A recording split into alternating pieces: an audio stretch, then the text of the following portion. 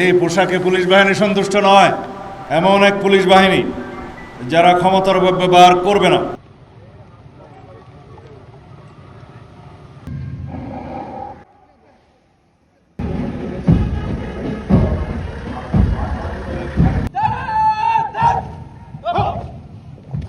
দেশে আইনের শাসন প্রতিষ্ঠায় পুলিশের ভূমিকা অগ্রগণ্য। ফ্যাসিবাদী সরকারের আমলে অন্যান্য সকল প্রতিষ্ঠানের ন্যায় পুলিশ বাহিনীও ক্ষতিগ্রস্ত হয়েছে প্রতিষ্ঠান হিসেবে। সেই সময়ের ভঙ্গুর অবস্থা থেকে ক্রমান্বয়ে পুলিশ আজকের এই পর্যায়ে উন্নীত হয়েছে।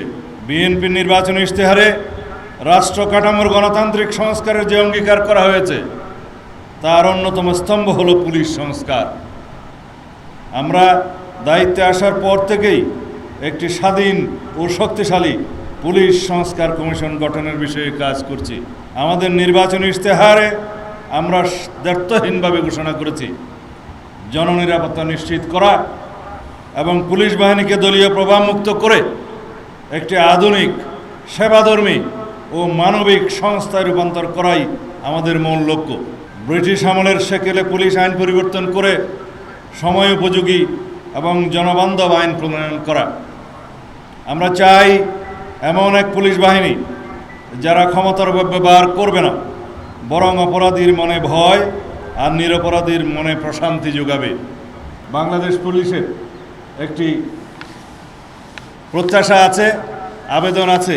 বিভিন্ন পর্যায়ে আমি আলাপ করে এবং সর্বস্তরের পুলিশের কর্মকর্তাদের সাথে আলাপ করে যেটা অনুধাবন করেছি, বর্তমানের যে পোশাক, এই পোশাকে পুলিশ বাহিনী সন্তুষ্ট নয়। সুতরাং যাতে আমাদের আগের ঐতিহ্যমণ্ডিত যে কোনো একটি পোশাক বাংলাদেশ পুলিশ বাহিনী পায়, সেজন্য সরকারের সর্বোচ্চ মহলে আমরা আলোচনা করে একটি সিদ্ধান্ত দেব ইনশাআল্লাহ।